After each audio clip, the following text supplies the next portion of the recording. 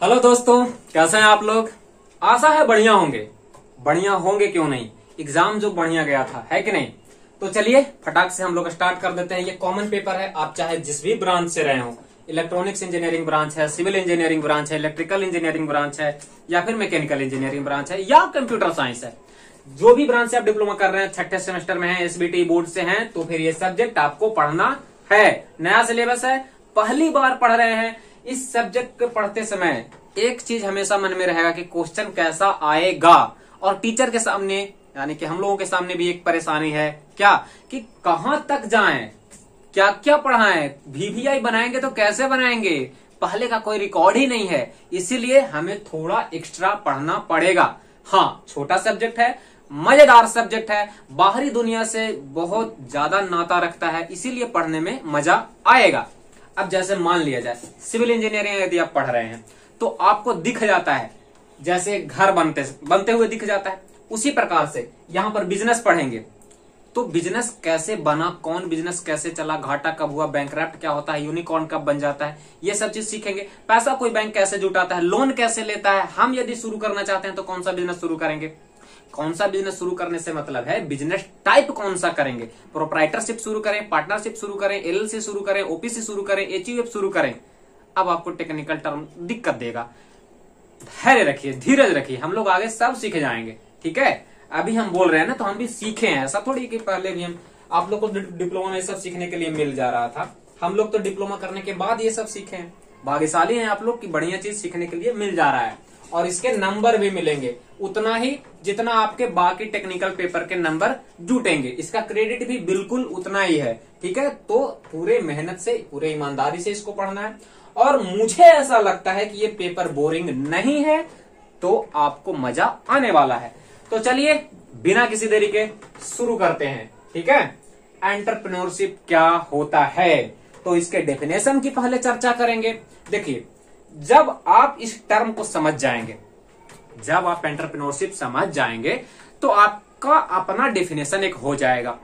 और इस शब्द का ना बहुत सारा डेफिनेशन दिया जा सकता है, बशर्ते कुछ डेफिनेशन कुछ फेमस लोगों ने जो दिए हैं उसको भी हम लोग पढ़ लेंगे। ठीक है, याद होता है तो ठीक है, नहीं होता तो भाई टाटा बाय बाय। ठीक है, क्योंकि अपन टेंशन लेने वाले लोग नहीं हैं, अपन लोग इंजीनियर हैं। ठीक है, लिखेंगे वही जो हमारे दिमाग में घुसा है, जबरदस्ती किसी को नहीं रखते। ठीक है, तो चलिए शुरू कर दिया जाए। एंटरप्रेन्योरशिप होता क्या है, इस बेचारे को देख लीजिए। पहले दिमाग में उसके आइडिया आया, उस आइडिया को जमीन पे उतारने के लिए बेचारा कितना मेहनत किया, फिर थोड़ा सा ऊपर गया, इसको बूस्ट मिला, उसके बाद अब ऊंचाई पे चल गया तो वहां पे रिसर्च वगैरह करनी पड़ी इसे, थोड़ा सा उस चक्कर में डाउन भी हुआ, उसके बाद विक्ट्री मिला। मतलब ये छोटा सा एक फोटो आपको जर्नी दिखा रहा है एंटरप्रेन्योरशिप का। और ये फोटो अभी जितना ज्यादा समझ में नहीं आ रहा है उतना ज्यादा समझ में आएगा पूरा यूनिट 1 खत्म होने के बाद। तो चलिए हम लोग चलते हैं इसके टेक्निकल पार्ट पे, इसके डेफिनेशन वाले पार्ट पे। एंटरप्रेन्योरशिप होता क्या है, ये बला क्या है एंटरप्रेन्योरशिप, क्यों हम लोग को पढ़ने के लिए दिया गया, कैसे ये पूरी दुनिया से कनेक्टेड है। आप जो भी चीज खरीदते हैं, जो भी आप घर से बाहर निकलने के बाद जो भी चीज देखते हैं, आपके घर के अंदर जितनी भी सामान पड़े हुए हैं, जितना भी सामान पड़ा हुआ है, वो सब कैसे रिलेट करता है इस एंटरप्रेन्योरशिप एंड स्टार्टअप से, बिजनेस से। ठीक है, तो अब यदि आप भी कहीं जॉब करेंगे, कहीं नौकरी करेंगे, गवर्नमेंट या प्राइवेट, वो होगी क्या, वो करेगी क्या, वो कोई कंपनी होगी, कोई एंटिटी होगी, कोई पीएसयू होगी, तो उसका काम क्या रहता है, बिजनेस करना। ठीक है, जैसे आप रेलवे में जॉब लग गए, रेलवे में इंजीनियर हैं, तो रेलवे क्या कर रही है, ठीक है कि नहीं। तो ये सारी चीजें आपको अपने लाइफ से डायरेक्टली कनेक्टेड फील करवाएगा।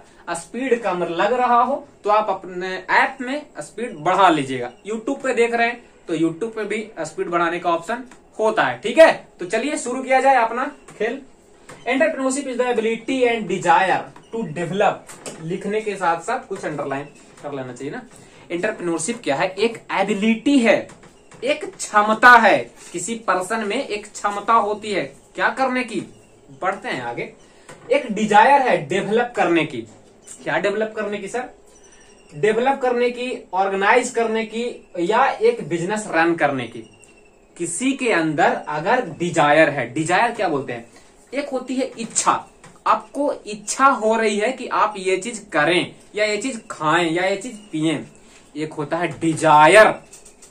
जो बच्चा एग्जाम सिर्फ पास होना चाहता है उसकी नॉर्मल इच्छा हुई, और एक बच्चा जिसके पास ये शर्त है कि एग्जाम पास करना ही पड़ेगा और 600 प्लस नंबर लाना ही पड़ेगा, वो अपने डिजायर के लिए जब काम करता है तो बहुत ज्यादा मोटिवेटेड फील करता है और उसके अंदर मोटिवेशन की कमी कभी नहीं होती।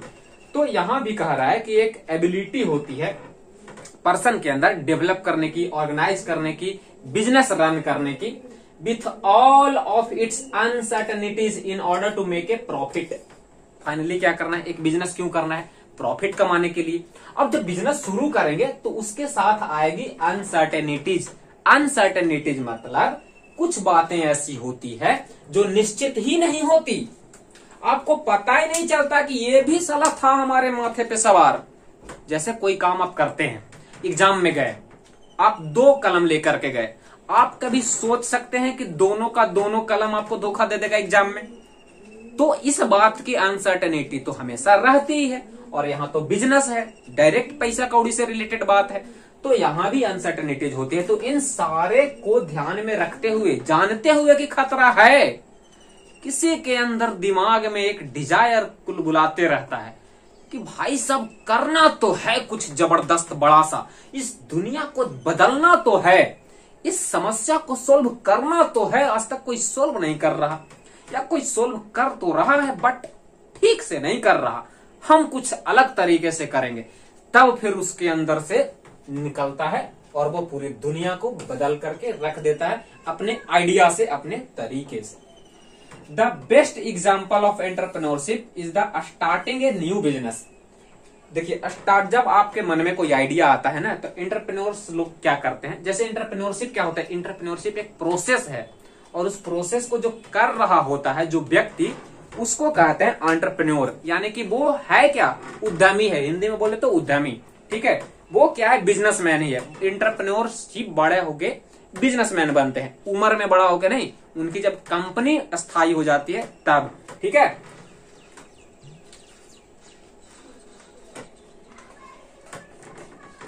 उनकी कंपनी जब बड़ी हो जाती है तो वो बिजनेसमैन बन जाते हैं, ठीक है। तो हम लोग यहाँ पे क्या देख रहे थे, बेस्ट एग्जांपल क्या है एंटरप्रेन्योरशिप का, एक नया बिजनेस स्टार्ट करना, एक नया आइडिया के साथ, एक नया तरीके से किसी काम को करना, किसी समस्या को सोल्व करना। जैसे जब हम बार बार समस्या बोल रहे हैं, तो जैसे देखिए, पहली बार बच्चे घर से निकले पढ़ाई करने के लिए, वहां खाना बनाने में होता था दिक्कत। पहली बात तो कि घर में कभी सीखे नहीं, और कोढ़ी नंबर 1 तो खाना बनाने में जलता था हाथ, और दूसरी बात समय बहुत लग जाता था खाना बनाने में। तो किसी बच्चे के मन में एक आइडिया चमका कि क्यों ना पढ़ने वाले बच्चों को खाना उसके रूम पे पहुंचाया जाए टिफिनकारी में बंद करके। तो वहां से आइडिया शुरू हुआ टिफिन मेस का। तो पहली बार किसी के दिमाग में ये समस्या कौंधा होगा, उसके दिमाग में एक आइडिया चमका होगा, अरे यहाँ पे मौका है, ये एक रिवॉल्यूशन ला सकता है, बच्चे की भी हेल्प हो गई और हमारा बिजनेस भी चल पड़ा, हम भी अमीर और बच्चा का पढ़ाई बढ़िया से हो गया, खाना बनाने का टेंशन फ्री। तो ये एक एग्जाम्पल दिए कि समस्या दिखा, वहां पे सॉल्यूशन चमका, और उसी सॉल्यूशन को जब रियल में इंप्लीमेंट कर दिया गया, सारी समस्याएं आती गई, उनको सोल्व कर देते गए, तो फिर हमारा वो शुरू हो गया स्टार्टअप, ठीक है। तो यही बात समझिएगा। 4 मुख्य बिंदु हैं एंटरप्रेन्योरशिप के। पहला क्या, इनोवेशन, आपको कुछ नया खोज करके लाना पड़ेगा, कुछ न कुछ यूनिक करना पड़ेगा, और जिसके दिमाग में हमेशा ये चलता है, जैसे में आप जा रहे हैं कहीं पे भी जा रहे हैं, शाम को टहलने निकले, अब गुपचुप वाला के देख के अगर आपको लगता है कि कितना कमा लेता होगा, दिन भर एक रही भीड़ लगल रहता है, अगर 10 रुपया में 4 गो बेचता है, दिन भर में 500 कस्टमर इसके यहाँ आते होंगे, तो 500 गुना 10 5,000 रुपया से बेचता होगा, इसमें इसका 2,000 फायदा, अगर 2,000 पर डे है तो 30 दिन में 60,000 रुपया, बता, बड़ा गजब है यार, हम 20,000 की नौकरी कर रहे हैं, 60,000 के गुपचुप वाला कमा रहा है। मतलब कुछ कुछ ऐसा ऐसा ही चलते रहता है दिमाग में। तो वैसे ही लोग फिर कुछ करते हैं, कुछ एक्स्ट्रा करते हैं, ठीक है। इनोवेशन, उसके बाद रिस्क टेकिंग। देखिए जब भी आएगा बिजनेस का बात, रिस्क उसके साथ हमेशा चिपक के आएगा। रिस्क टेकिंग, उसके बाद विजन, आगे दूर की सोच, लंबी सोच, 4 साल बाद, 5 साल बाद, 10 साल बाद, 15 साल बाद क्या करेंगे आप जो कंपनी खड़ी करना चाहते हैं वो कहां जाएगा। एक एंटरप्रेन्योर्स के लिए उसका जो स्टार्टअप होता है, जो उसका कंपनी होता है ना, वो उसके अपने बच्चे की तरह होता है। वो उसको अपने बच्चे की तरह देखभाल करता है, उस पर आने वाली सारी समस्याओं को अपने कंधे पे लेके झेलता है, ठीक है। तो वहां पर विजन स्ट्रांग होना चाहिए, तभी वो मोटिवेटेड रह पाएगा। उसके बाद ऑर्गेनाइजेशन की बात आती है कि जैसे आप अकेले सारा काम नहीं कर सकते हैं, जैसे टिफिन मेस भी देना है तो आप अकेले कितने बच्चों का खाना बनाएंगे, कितने बच्चों के पास पहुंचाएंगे। एक टीम चाहिए, एक संगठन चाहिए, एक मैनेजमेंट चाहिए, पूरा लेखा जोखा चाहिए। जैसे जैसे कंपनी बड़ी होगी वैसे वैसे व्यवस्था बड़ी करनी पड़ेगी। तो ये सारी बातें आती हैं एंटरप्रेन्योरशिप के साथ, ठीक है।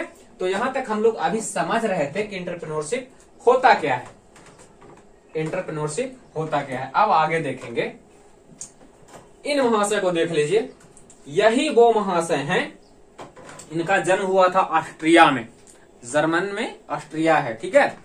ऑस्ट्रिया में इनका जन्म हुआ, बाद में ये चले गए थे अमेरिका, और अमेरिका में हार्वर्ड एक यूनिवर्सिटी है, आपने नाम जरूर सुना होगा, छठा सेमेस्टर में आए हैं तो, नहीं सुने हैं तो सुन लीजिए। हार्वर्ड एक बहुत बड़ा और विख्यात यूनिवर्सिटी है, वहां पढ़ना बहुत सारे बच्चों का ड्रीम होता है। दुनिया का नंबर 1 यूनिवर्सिटी 1-2 में से, यानी कि टॉप 3 में से वो आते रहता है हर साल के सर्वे में, पहले या दूसरे स्थान पे हार्वर्ड रहता ही है। तो वहां ये प्रोफेसर थे, ठीक है। और ये ऑस्ट्रिया में शायद वित्त मंत्री भी रहे थे, और अमेरिका में भी वित्त मंत्रालय देखे थे, ऐसा कुछ इनका जीवनी रहा है। खैर इनके जीवनी से हमें ये मतलब नहीं है, इन शख्स का ना चेहरा पूछा जाएगा एग्जाम में, हमें बस इनसे मतलब है कि एंटरप्रेन्योरशिप के जन्मदाता यही है। इनको कहा जाता है फादर ऑफ एंटरप्रेन्योरशिप, और इनका नाम है बहुत सिंपल सा, याद कर लीजिए यहां पे, लो, जोसेफ ए और स्कैम्प्टर, ठीक है। आप प्रोनाउंस कर सकते हैं इसको, बड़ा मजेदार सा इनका आसान सा नाम दिया गया है इनको। तो इनका नाम है, आप जोसेफ ए याद रखेंगे, ऑप्शन में दिख जाएगा, 1 नंबर यहां से चमकेगा, ठीक है। जोसेफ ए स्कैम्प्टर इनका नाम है, और ये है फादर ऑफ एंटरप्रेन्योरशिप। तो 1 नंबर ऑब्जेक्टिव में यहां से फिक्स हो गया, याद रखेंगे ना। इनका डेफिनेशन क्या है, जैसे देखिए एंटरप्रेन्योरशिप का हम लोग अपना तो डेफिनेशन देंगे ही, जब एंटरप्रेन्योरशिप की समझ आ जाएगी क्या है, लेकिन इनका डेफिनेशन जरूर याद रखेंगे। हो सकता है अगर पूछ दे कि डेफिनेशन बताइए, बट इनका डेफिनेशन बताइए, जो एंटरप्रेन्योरशिप के फादर हैं जोसेफ एस, उनका डेफिनेशन बताइए, तो आपको याद रखना पड़ेगा। Entrepreneurship is essentially a creative activity. Entrepreneurship है तो एक काम, है तो एक एक्टिविटी, बट वो एक्टिविटी होनी चाहिए क्रिएटिव, ठीक है। और it is an innovation function, ये नॉर्मल काम नहीं है, इनोवेशन फंक्शन है। द प्रोसेस ऑफ इनोवेशन में बी इन फॉर्म ऑफ, जो इनोवेशन का तरीका है वो अलग अलग हो सकता है, किस किस रूप में हो सकता है। Introduction of a new product, आप मार्केट में कोई नया ही प्रोडक्ट लेकर के आ गए, जैसे में वॉशिंग मशीन आया, रेफ्रिजरेटर आया, एसी आया, पंखा आया, हमेशा कोई भी प्रोडक्ट पहली बार किसी ने तो लाया। मिक्सचर आ गया तो महिलाओं का जो मसाला पीसने वाला काम था, गृहिणियों का, छूट गया। अब अधिकतर लोग के पास मिक्सी होता है, ठीक है। तो कोई नया प्रोडक्ट ही आप लेकर के आ गए जो व्यक्तियों का काम आसान करने लगा, तो उस प्रकार से आप रिवोल्यूशन ला सकते हैं, अपना इनोवेशन ला सकते हैं दुनिया में। Use of a new method of production, आप किसी के चीज के प्रोडक्शन का नया तरीका ले आए। पहले भी हाथ से लिखी गई बात को कंप्यूटर टाइपिंग होता था, टाइपराइटर से बहुत टाइम लगता था। बाद में आया जेरोक्स मशीन, अब ऐसा मशीन आ गया कि बहुत तेजी से जेरोक्स कर देता है। पहले 2 पेज 4 पेज कराना है तो हो जाता था 5-10 मिनट में, पूरा का पूरा किताब जेरोक्स करवाना है तो दिन भर लग जाएगा। लेकिन फिर नया मशीन आया, तो प्रोडक्शन का नया तरीका आप ला सकते हैं। ओपनिंग ए न्यू मार्केट, कभी कभी ऐसा होता है भाई साहब कि उस चीज के बारे में कोई सोच ही नहीं रहा होता, दुनिया में इस धरती पर 71% से ज्यादा जल है, पानी है। ठीक है, ये तो आपको पता ही होगा, 71-75 ऐसा ही कुछ है। अब किसी ने उस समय सोचा नहीं था कि इतना अमाउंट में पानी होने के बावजूद भी कोई बोतल में पानी भर करके बेचेगा और लोग उसको खरीदेंगे। बट आज रियलिटी आपके सामने है। बिसलरी का नाम कौन नहीं जानता? ठीक है, जानते हैं ना, बोतल में पानी बिक रहा है, समझ गए। मार्केट था ही नहीं पानी का, उसने अपना मार्केट बनाया। पानी पिला रहा है बोतल में, लोग खरीद रहे हैं, बिक रहा है, अमीर भी बन गया। समझे? तो ये कहलाता है innovation. Coca Cola, Sprite, Pepsi, 7 up, Thums Up का नाम सुने होंगे। एक समय था इंडिया में पानी नहीं मिल रहा था, स्प्राइट मिल रहा था, बहुत पहले इंदिरा गांधी के समय में। ठीक है, तो ये है, तो इसको कहते हैं इनोवेशन। आप कितने तरीके से? 3 तरीके से यहाँ पे बताए। इंट्रोडक्शन, एक नया प्रोडक्ट ही बनाए हैं, एक नया मेथड ले आए हैं। कोई मार्केट था नहीं, आपने मार्केट बना दिया।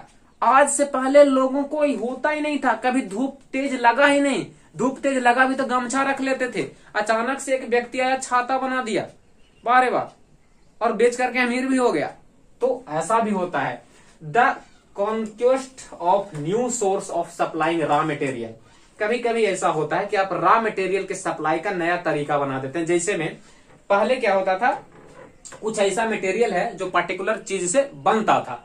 अब वो जैसे पहले कपड़ा निर्भर था, लोग कपड़ा बनाने वाले लोग निर्भर थे किस पे?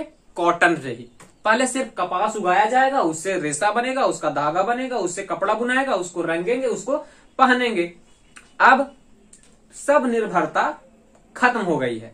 अब कॉटन पर भी है, बट उससे सूती कपड़ा बनता है। और आज के फैशन के दौर में इतने तरह के कपड़े बन गए हैं, कृत्रिम रेशा तैयार होने लगा है, तो वो भी एक तरीका है।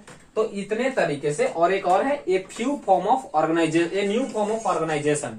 कभी कभी आप ऑर्गेनाइजेशन का ही नया तरीका ले आते हैं, जिससे बिजनेस में एक्सपोनेंशियली ग्रोथ देखने को मिलता है।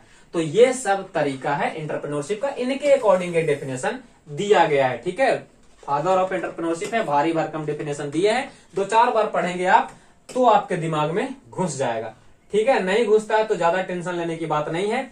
एच कोले का डेफिनेशन यहाँ पे है। एच कोले बोले तो कोले या बोलिए या कोल बोलिए। ठीक है, इनका डेफिनेशन ये रहा, सिंपल 4 लाइन का है, भारी है, याद करना नहीं है, सिर्फ आपको पढ़ लेना है। यहाँ पे पीटर डकर का डेफिनेशन दिया गया है, पढ़ के सुना दें? नहीं दिख रहा है क्या? दिख रहा होगा ना, कहिए पढ़ के सुना देते हैं, कोई बात नहीं। हाँ, याद रखिए, याद करने की कोशिश नहीं करना है। ठीक है, डो नॉट रिमेम्बर, नहीं याद करना है, सिर्फ समझ लेना है कि एंटरप्रेन्योरशिप की समझ बढ़ेगी यहां से। Entrepreneurship is the purposeful activity है। कैसा है? पर्पसफुल, उसका कोई पर्पस होता है, यूं ही नहीं कि नदी में जाकर के बालू तोल रहे हैं। Purposeful activity of an individual और ए ग्रुप ऑफ एसोसिएटेड इंडिविजुअल। कोई अकेला व्यक्ति का काम हो सकता है या उसके पूरे ग्रुप का काम हो सकता है। अंडरटेकन टू इनिशिएट, मेंटेन और organise a profit oriented business unit for the production of distribution of economic goods and services.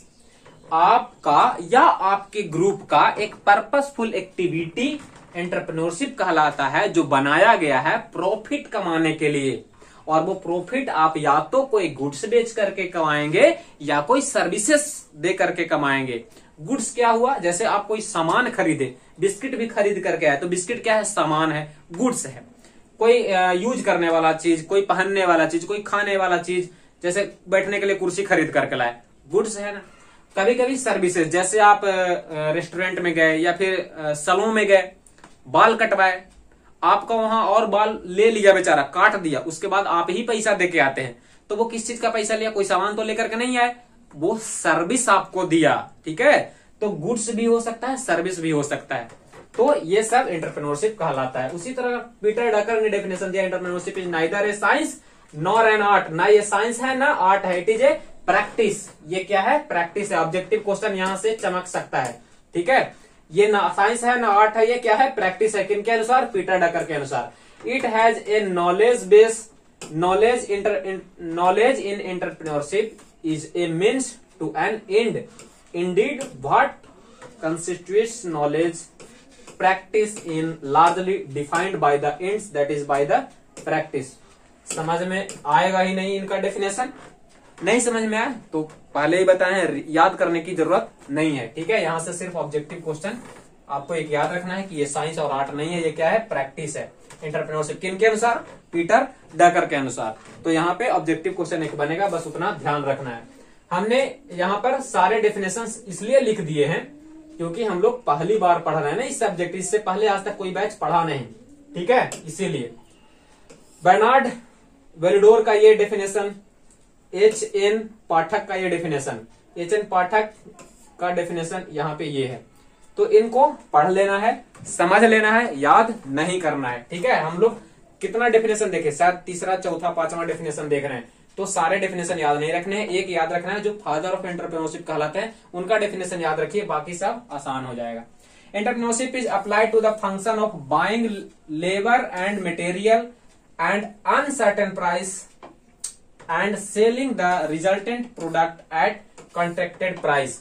ये इनके अनुसार है। ठीक है, तो सब लोग जो बुद्धिमान लोग थे अपने अपने अनुसार डेफिनेशन दिए थे, तो इनके बारे में टेंशन नहीं लेना है, बस सिर्फ पढ़ के समझ लेना है। रॉबर्ट के लाम्ब के द्वारा डेफिनेशन, वी.आर. गायकवाड के द्वारा डेफिनेशन और ये एम एंड जैक्सन के द्वारा डेफिनेशन।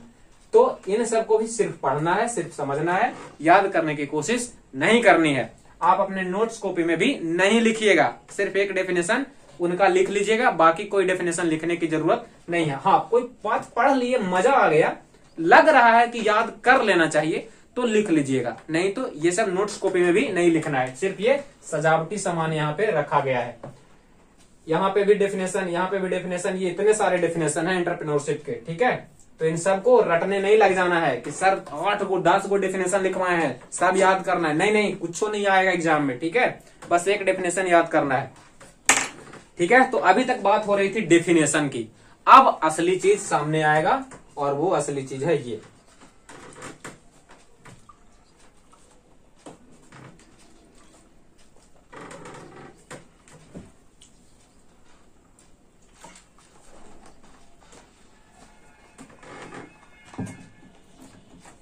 असली चीज ये है क्या? Meaning of entrepreneur. जो एंटरप्रेन्योर होता है ना, उसका मतलब क्या समझते हैं आप? जब ये शब्द सुनते हैं तो आपके दिमाग में एक फोटो बनना चाहिए। जब आप सुनते हैं एप्पल, आपके दिमाग में सेव का चित्र बन जाता है ना। हाथी सुनते हैं तो हाथी का फोटो बन जाता है ना। एंटरप्रेन्योर सुन के इसका फोटो बनना चाहिए। बेचारा एंटरप्रेन्योर परेशान है, बहुत ज्यादा मेहनत करना पड़ता है कि नहीं? जैसे डिप्लोमा करने वाले स्टूडेंट्स को क्या, एग्जाम नजदीक आ रहा है, असाइनमेंट भी लिखना है, होमवर्क भी कंप्लीट करना है, लेक्चर भी देखना है। ठीक है, तो बहुत सारा काम हो जाता है ना। तो उसी प्रकार से एंटरप्रेन्योरशिप करने में एंटरप्रेन्योर का बहुत सारा काम करना पड़ता है। ठीक है, तो चलिए यहां से हमारी अपनी समझ विकसित होगी। अभी तक दूसरे का डेफिनेशन पढ़ रहे थे ना, अब अपना समझ विकसित करेंगे। क्या देख लिया जाए? The entrepreneur is defined as someone who has the ability and desire to establish, administer and succeed in a startup venture along with risk connected to it to make profit। आसान भाषा में बोले तो एंटरप्रेन्योर डिफाइन इस प्रकार से किया जा सकता है कि कोई भी वो व्यक्ति जो एक नया काम स्टार्ट करने जा रहा है प्रॉफिट बनाने के लिए, उस नया काम को स्टार्ट करने में क्या करेगा? वो नया काम को स्टैब्लिश करेगा, उसको उसकी देखभाल करेगा, उसके नियम कानून बनाएगा और उसको सफल बनाएगा। ठीक है, किसके साथ? तो उसमें आने वाले सारे रिस्क के साथ। तो आशा है कि अब आपको समझ में आ रहा होगा कि एंटरप्रेन्योर कहते किसको है। एंटरप्रेन्योर उस व्यक्ति को कहते हैं जो अपने मन में आने वाले इनोवेटिव आइडिया को जमीन पे इंप्लीमेंट करता है, उसके साथ जितने भी प्रॉब्लम्स आते हैं सबको सोल्व करते हुए, और ये सुनिश्चित करता है कि वो आइडिया सफल बने। सफल किस मामले में? पैसे के मामले में, प्रॉफिट के मामले में। क्योंकि जब तक आपकी कंपनी प्रॉफिट नहीं बनाएगी आप ज्यादा दिन मार्केट में टिक नहीं पाएंगे। ठीक है, जैसे कुछ स्टार्टअप्स के नाम बता दें, जोमेटो, स्विगी, रैपिडो, ओला, उबर, ओयो रूम्स, ये सब क्या है? स्टार्टअप्स हैं। तो इसमें से कुछ प्रॉफिटेबल है, कुछ नॉन प्रॉफिटेबल है। तो जो प्रॉफिट बना रहे हैं उनकी तो चांदी कट रही है, जो प्रॉफिट नहीं बना रहे वो कोशिश में लगे हुए हैं कि किसी तरीके से भाई साहब प्रॉफिट बन जाए यार। नहीं प्रॉफिट बनेगा बहुत दिन तक तो अंत में क्या होगा, बंद करना पड़ेगा। ठीक है, तो यही होते रहता है। The entrepreneur are often known as source of new idea. Entrepreneur जो होता है उसी को सोर्स ऑफ न्यू आइडिया भी कहते हैं या उसी को इनोवेटर भी कहते हैं, क्योंकि वो नया नया चीज इन्वेंट करते रहता है, नया नया तरीका सोचते रहता है पैसा कमाने का। ठीक है, and bring new idea in the market. वो मार्केट में नया आइडिया लेकर के आता है by replacing old with a new invention. पुराने को नया इन्वेंशन से रिप्लेस करके एक नया आइडिया स्थापित करता है और वो फिर पैसा उससे छापता है पूरा। ठीक है, तो स्टार्टिंग में तो बहुत ज्यादा मेहनत करनी पड़ती है, बाद में फिर इतना पैसा आता है कि फिर उसका कोई लिमिट नहीं हो सकता।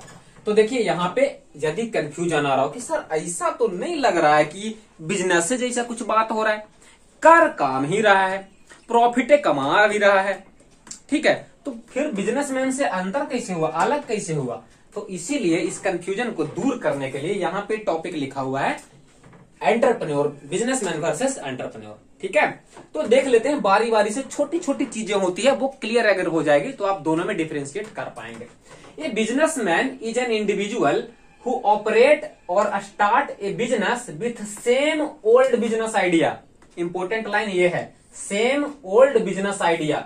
जबकि एंटरप्रेन्योर वो होता है जो पिछले पैटर्न को फॉलो नहीं करता, वो अपना नया रास्ता बनाता है। बिजनेसमैन पुराने रास्ते पे चलता है, जिस रास्ते पे उसके पिताजी उसके दादाजी चल रहे थे, या फिर आज से दूसरे लोग जिस रास्ते पे चल रहे हैं तो उस रास्ते पे चल के वो पैसा कमाता है। लेकिन एंटरप्रेन्योर क्या होता है? An entrepreneur is an individual with an exclusive idea to initiate and establish a new venture.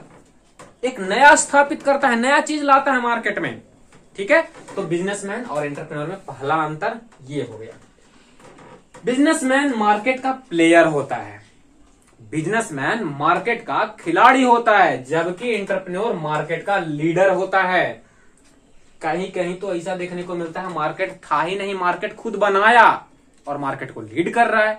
समझ गए? यानी कि रिस्क तो ज्यादा है इसके पास, बट अपॉर्चुनिटी भी बहुत ज्यादा है। यहां कंपटीशन बहुत मारामारी है, यहां कंपटीशन देने वाला कोई है ही नहीं, इसका आइडिया ही नया है।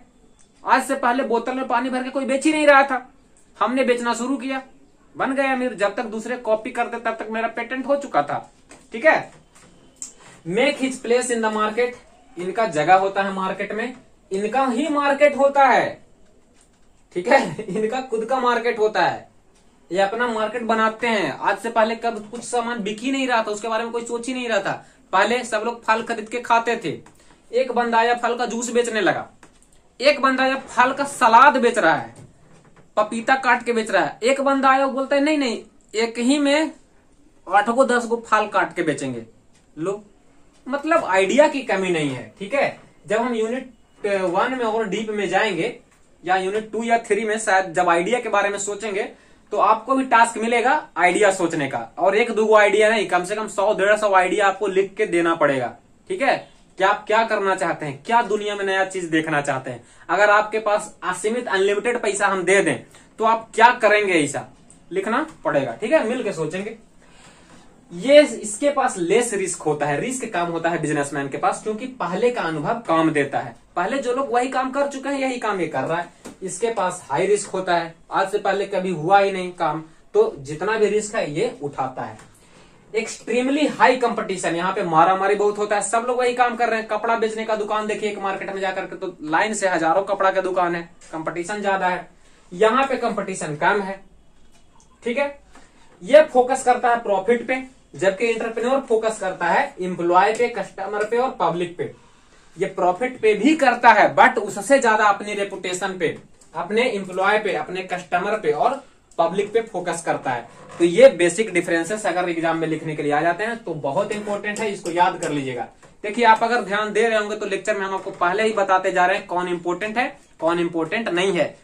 कहीं बोल दिए थे ना कि नोट्स में भी नहीं लिखना है, इसको जरूर लिखना है, ये बहुत इंपॉर्टेंट है। 4 नंबर या 6 नंबर का क्वेश्चन है ये। ठीक है, एज इट इज आ जाएगा, तो इसको जरूर छापना है और याद भी करना है। ठीक है, इसमें कुछ अपना ऐड कर सकते हैं तो कर सकते हैं, नहीं तो ये ठीक है। अब आती है बात कि बिजनेसमैन और एंटरप्रेन्योर में तो देख लिया अंतर, मैनेजर में और एंटरप्रेन्योर में क्या अंतर है। तो भाई साहब सिंपल भाषा में बता दें तो जो एंटरप्रेन्योर है वो सर्वे सर्वा होता है, उसके अंदर मैनेजर की सारी खूबियां होनी चाहिए, नहीं तो उसका कंपनी चलेगा ही नहीं। और मैनेजर क्या करता है, मैनेजर तो किसी का कंपनी बनाया हुआ है उसमें जाकर के मैनेजिंग करता है और वो अपना सैलरी लेता है। जबकि एंटरप्रेन्योर के पास क्या है, वो मैनेज नहीं करेगा तो उसका बच्चा मर जाएगा। मतलब हम क्या बताए थे शुरू में कि जो कंपनी स्टार्टअप खड़ी करता है एंटरप्रेन्योर ना, उसको बच्चे की तरह देखभाल करता है, तो उसकी कंपनी मर जाएगी मतलब उसका बच्चा मर जाएगा। सोचिए कितना बड़ा बात है। तो यही अंतर होता है एंटरप्रेन्योर और बिजनेस में, मतलब मैनेजर में। सिमिलरिटीज पहले देख लेते हैं, उसके बाद डिफरेंसेस देखेंगे, और ये भी इंपॉर्टेंट है, लिखना है नोट कॉपी में भी और याद भी करना है, समझना भी है। एंटरप्रेन्योर और इसमें सिमिलरिटीज क्या क्या है, यानी क्या क्या समानताएं हैं। Entrepreneurship and management are both concerned with business growth. ये बात सही है कि एंटरप्रेन्योर भी और मैनेजर भी दोनों के मन में रहता क्या है, बिजनेस का ग्रोथ। भाई साहब बिजनेस का ग्रोथ, दोनों को चाहिए पैसा ना। No matter the growth is short term और लॉन्ग टर्म, मतलब 1 साल में होने वाला ग्रोथ हो, 6 महीने में 3 महीने वाला ग्रोथ हो, या फिर 10 साल 20 साल लॉन्ग टर्म वाला ग्रोथ हो, दोनों ग्रोथ के पीछे ही अपना ध्यान लगाते हैं। Entrepreneurs want to grow their wealth as well as social reputation and manager want to promote their way to a better success। देखिए एंटरप्रेन्योर के पास थोड़ा सा एक अलग रास्ता होता है, वो प्रॉफिट तो बनाता ही है, अपना बिजनेस तो बढ़ाता ही है, अपना पैसा तो बढ़ाता ही है, साथ ही साथ पब्लिक के बीच में वो अपना रेपुटेशन भी बढ़ाता है, क्योंकि वो कोई इनोवेटिव काम कर रहा होता है। और जो मैनेजर होता है वो क्या चाहता है, वो उसका तरीका एक जब इम्प्लीमेंट हो जाए कंपनी में तो कंपनी को ग्रोथ मिल जाए ताकि उसको प्रमोशन मिल जाए, अब ज्यादा सैलरी मिलने लगे। तो ये मैनेजर का सोच होता है। Entrepreneurship and business management are both are decision maker. हम लोग क्या पढ़ रहे हैं, सिमिलरिटीज, दोनों में समानताएं क्या क्या है। तो दोनों ही डिसीजन ले सकते हैं, दोनों का फैसला लेने का पावर दोनों को दिया जाता है। अब एंटरप्रेन्योर तो खुद अपनी कंपनी का मालिक ही है तो फैसला लेगा ही, और वो पूरे डिपार्टमेंट का फैसला ले सकता है। मैनेजर जिस डिपार्टमेंट का मैनेजर है, जिस डिपार्टमेंट को वो मैनेज कर रहा है, उस डिपार्टमेंट से रिलेटेड वो फैसला ले सकता है। तो थोड़ा सा यहाँ पे अंतर हो जाता है, बट दोनों के पास डिसीजन लेने का क्षमता होता है। They both have similar way to manage the team and project the target. दोनों अपने टीम के लिए, टीम को मैनेजमेंट का काम करते हैं, दोनों टीम के लिए एक टारगेट फिक्स करते हैं और दोनों को आगे बढ़ाते हैं। Both are good leader and communicator.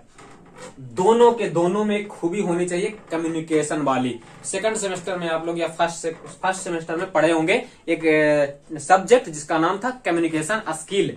वहां आप लोग देखे होंगे कि कैसे कम्युनिकेशन स्किल बढ़िया होने से प्रॉफिट होता है बिजनेसमैन को। तो ये थे similarities.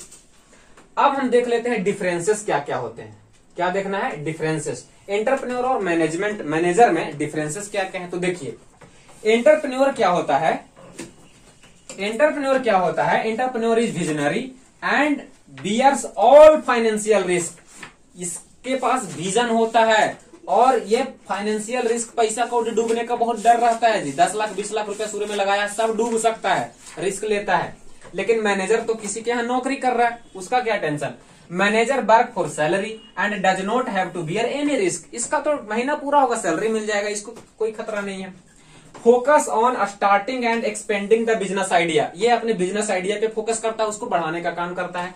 Focus on daily smooth functioning of business. Business चल रहा है तो डेली ठीक से काम हो जाए उस पर फोकस करता है, जबकि ये एक्सपेंशन पे फोकस करता है।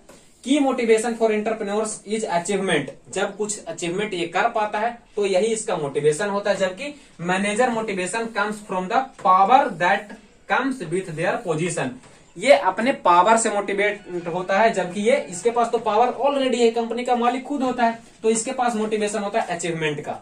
ठीक है, जैसे आज तक इसकी कंपनी में 50 लेबर काम कर रहे थे, 50 लोगों की टीम थी, इसकी कंपनी में अगले साल 150 लोगों की टीम हो गई, तो इसके लिए अचीवमेंट हुआ। अब इसकी कंपनी बड़ी हो रही है। पहले सिर्फ एक राज्य में, सिर्फ बिहार में इसकी कंपनी सर्व कर पाती थी प्रोडक्ट को, अब आउट ऑफ द बिहार भी कर पा रही है। ये इसके लिए अचीवमेंट है, ये होता है इसका मोटिवेशन। जबकि इसका मोटिवेशन क्या होता है, इसका प्रमोशन कितना हुआ, कितना पावर इसको मिला। पहले ये सिर्फ इस जिले तक के कंपनी के इस जिले में जो पार्ट थे, जो ब्रांचेस थे, उसका मैनेजर था, अब पूरे बिहार का मैनेजर हो गया, तो ये पावर से खुश होता है। ठीक है, प्रमोशन के लिए वो मरते रहता है। Reward for all the effort is profit he earn from the enterprise. ये जो प्रॉफिट कमाया इससे, ये रिम्यूनरेशन से, मतलब इसको जो सैलरी मिलता है उससे। Remuneration is the salary he draws from the company. यही इसका सैलरी जो होता है वही इसका रिम्यूनरेशन होता है, उससे उसका गुजारा भत्ता चलता है।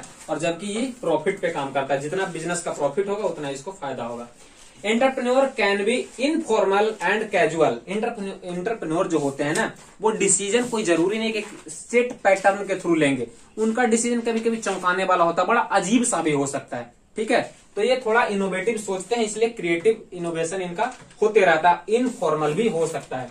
जबकि मैनेजर जो होता है वो एक रूल, एक नियम, एक कानून के तहत ही कोई भी डिसीजन लेता है, तो उनका फॉर्मल होता है। तो अगर डिफरेंस लिखने के लिए आता है तो आप लिखेंगे, और ये 4 नंबर का क्वेश्चन आपका बन गया। ठीक है, एग्जाम में आएगा, लिख लेना है, आज ही से याद कर लेना है, जरूर आएगा।